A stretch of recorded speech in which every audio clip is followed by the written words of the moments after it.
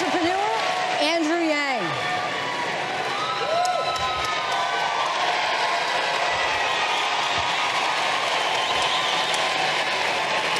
California Senator Kamala Harris.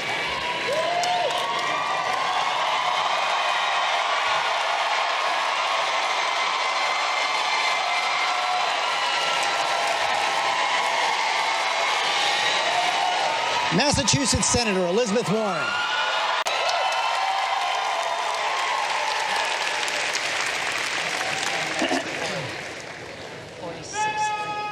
Debate's going to start in just a couple minutes. And you heard George Stephanopoulos say it right there. We are just minutes away from the Democratic debate right here on ABC. Matt Dowd, I want to start with you now in our lightning round. This is going to be the last round of the panel because we're minutes away from this debate. Matt, you told me earlier there's a lot of big, bold ideas from the Democrats. We're going to watch this all play it live. We cannot wait for the excitement. It's just about to start. The candidates have taken to the podium right now. We are less than a minute away from all this action happening right on ABC. They have all met the criteria set by the Democratic National Committee. At least 10 others have not met the threshold. So for the first time in this primary, a single debate in a single night with all the top candidates facing off. Entrepreneur Andrew Yang. In America today, everything revolves around the almighty dollar. Our schools, our hospitals, our media, even our government. It's why we don't trust our institutions anymore. We have to get our country working for us again instead of the other way around. We have to see ourselves as the owners and shareholders of this democracy rather than inputs into a giant machine. When you donate money to a presidential campaign, what happens? The politician spends the money on TV ads and consultants, and you hope it... Mayor Pete Buttigieg.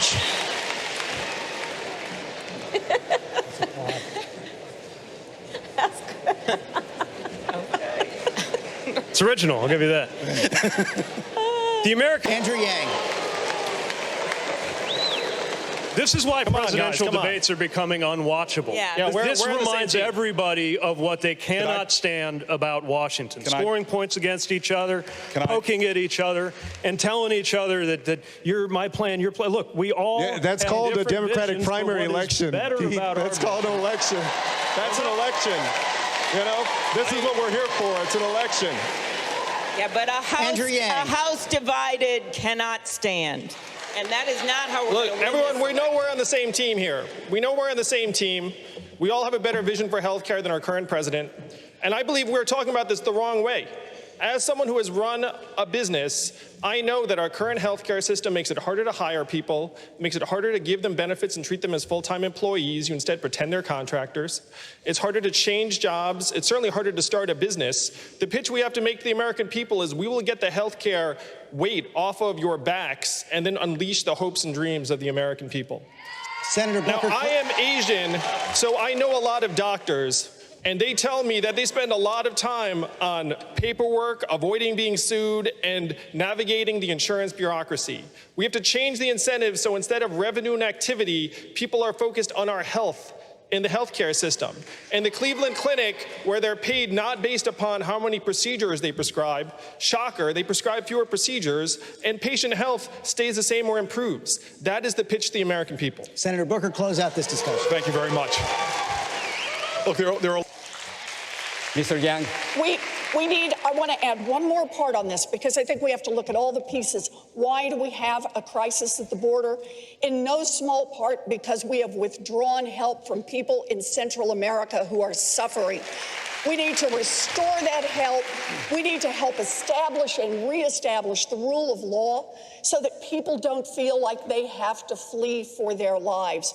We have a crisis that Donald Trump has created and hopes to profit from politically. We have to have the courage to stand up and fight back. Mr. Yang, it is true that in the last few years we have seen the most severe anti-immigrant measures, from putting kids in cages to limiting asylum for people fleeing gangs and domestic violence. But it is also true that about 1 million immigrants enter the U.S. legally every year. So are you willing to raise the number of legal immigrants from 1 million to 2 million per year? And should there be a merit system, as President Trump wants? So, yeah. Oh, I'm sorry. Did you ask me? Or? Mr. Yang. I already said it. Okay. Sorry. My father grew up on a peanut farm in Asia with no floor, and now his son is running for president. That is the immigration story that we have to be able to share with the American people. If you look at our history, almost half of Fortune 500 companies were founded by their immigrants or children of immigrants, and rates of business formation are much higher in immigrant communities. We have to say to the American people, immigrants are positive for our economic and social dynamism, and I would return the level of legal immigration to the point it was under the Obama-Biden administration. I think we have to compete for talent, and I am the opposite of Donald Trump in many ways. He says, build a wall. I'm going to say to immigrants, come to America, because if you come here, your son or daughter can run for president. The water is great, and this is where you want to build a company, build a family, and build a life. This country has been a magnet for human capital for generations. If we lose that, we lose something integral to our continued success, and that is where I would lead as president. Alcalde Pitt, tengo una pregunta para usted. Gracias. Let me begin with you. Would you repeal the tariffs on your first day in office? And if so, would you risk losing leverage in our trade relationship with China? I would not repeal the tariffs on day one, but I would let the Chinese know that we need to hammer out a deal, because right now the tariffs are pummeling producers and farmers in Iowa who have absolutely nothing to do with the imbalances that we have with China. A CEO friend of mine was in China recently, and he said that he saw pirated U.S. intellectual property on worker workstations to the tune of thousands of dollars per head. And he said, one, how can my workers compete against that? And two, think about all the lost revenue to American companies. So the imbalances are real, but we have to let the Chinese know that we recognize that President Trump has pursued an arbitrary and haphazard trade policy that has had victims on both sides. So no to repealing the tariffs immediately, but yes to making sure we come to a deal that addresses the concerns of American companies and American producers. Mayor Pete, let me take that question. Let me take that question to you, because I want to take this to Mr. Yang. You share the stage, as you know, when we talk about troops in Iraq and Afghanistan with the vice president who was in the Situation Room, with senators who are on the Senate Armed Services, the Foreign Relations Committees, with an Afghanistan veteran who is on the stage tonight. As you share the stage with these candidates, what makes you the most qualified on this stage to be commander-in-chief? I've signed a pledge to end the forever wars. We've been in a state of continuous armed conflict for 18 years, which is not what the American people want. We have to start owning what we can and can't do. We're not very good at rebuilding countries, and if you want proof, all you have to do is look within our own country at Puerto Rico. We've spent trillions of dollars to unclear benefits, lost thousands of lives, and thank you, Pete, for your service. And the goal has to be to rebuild the relationships that have made America strong for decades. I would lead our armed forces with restraint and judgment. What the American people want is simply a president who has the right values and point of view, and they can trust to make the right decisions when it comes to putting our young men and women into harm's way. And that's what I would do as president. Mr. Yang, thank you. Jorge? Mr. Yang. So to follow up on what Elizabeth said, why are we losing to the fossil fuel companies? Yeah. Why are we losing to the gun lobby and the NRA? And the answer is this. We all know, everyone on the stage knows, that our government has been overrun by money and corporate interests. Now, everyone here has a plan to try and curb those corporate interests, but we have to face facts.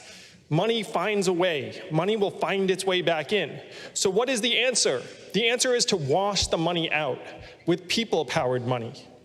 My proposal is that we give every American 100 democracy dollars that you can only give to candidates and causes that you like. This would wash out the lobbyist cash by a factor of 8 to 1.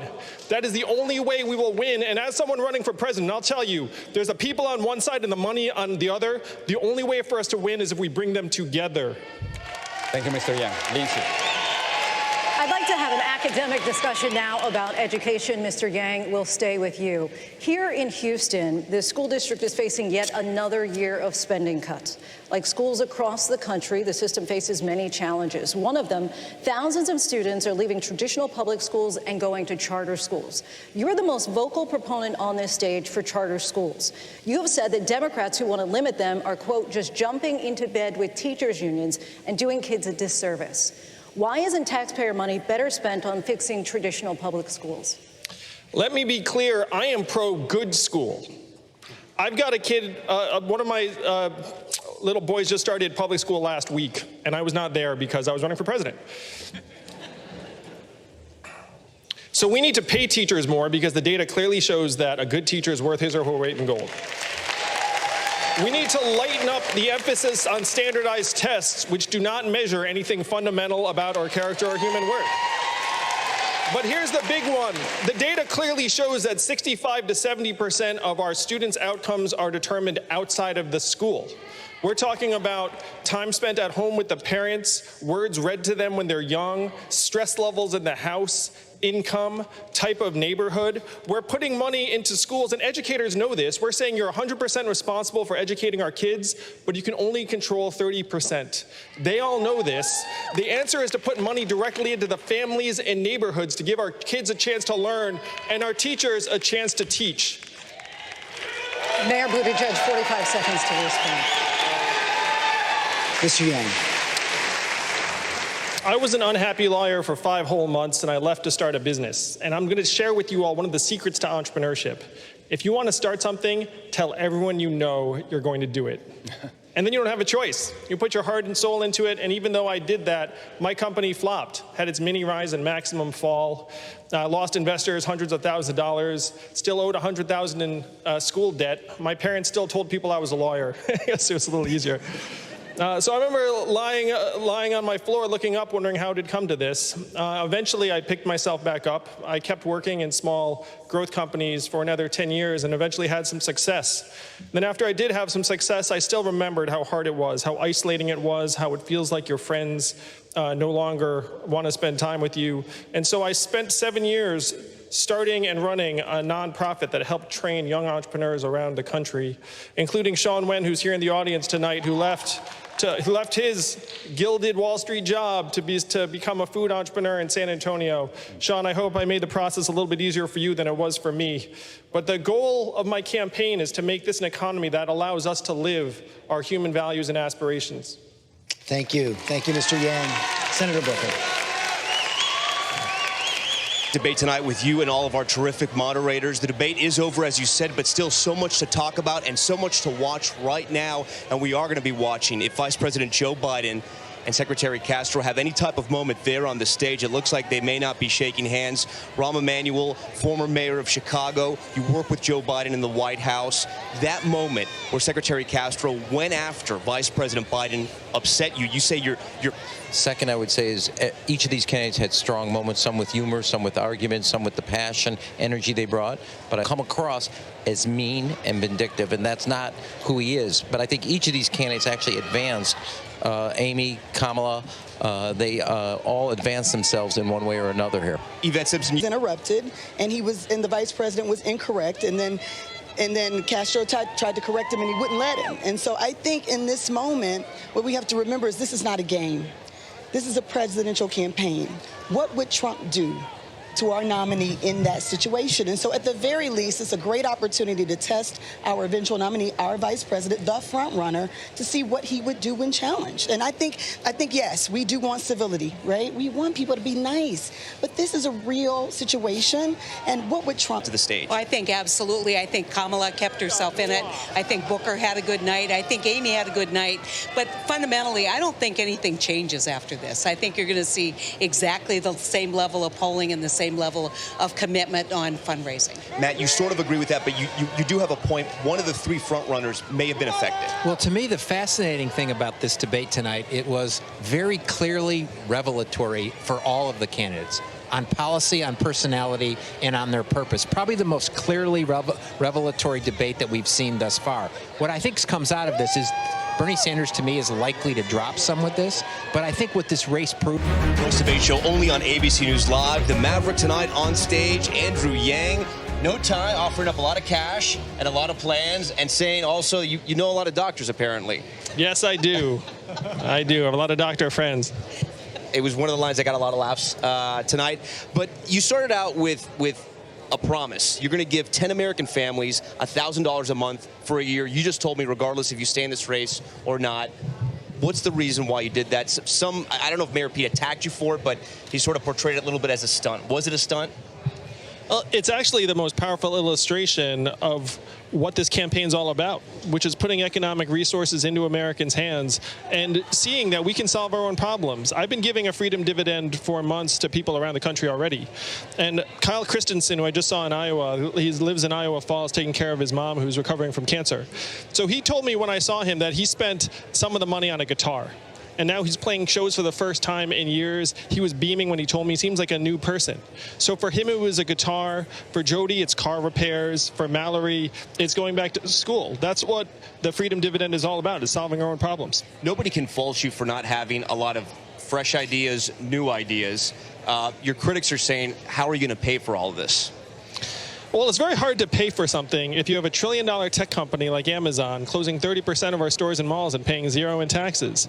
Very similar, the same with Google, Facebook, Netflix, Uber. Some of the biggest winners in the 21st century economy are paying zero or near zero in taxes. So if we give the American people our fair share, even a tiny slice of every Google search, every Facebook ad, every Amazon sale, and every robot truck mile, we can generate hundreds of billions of dollars in revenue very, very quickly. You've gotten some buzz on the campaign trail, but the reporting about your rallies, about your supporters, mostly men, mostly young people, but the voters you also need to sort of win this nomination, the elderly, women. How do you attract them? How do you bring them into your tent as well? I'm happy to say the Yang Gang is growing by leaps and bounds. The Yang Gang. Yeah, we're expanding beyond any of the demographics you just named. And if you come to one of our rallies this week, you'll see it's people from all over the map in terms of background and ideology. If people watching this, this may be the first time they see you. They saw you on the debate stage. They're learning about you. You're having a lot of fun on the internet. You just told me you're the king of the internet. There's a lot of great memes. But how can people take you seriously? Why should people take you seriously? Well, the reason we're growing, the reason why I'm one of only 2 candidates whose campaign has been growing consistently this whole time is I'm calling out the problems the American people can see around us all the time. If I go to Iowa or New Hampshire, Ohio, and I say, hey, have you noticed stores closing near Main Street? They say yes, and I say, why is that? And they say Amazon.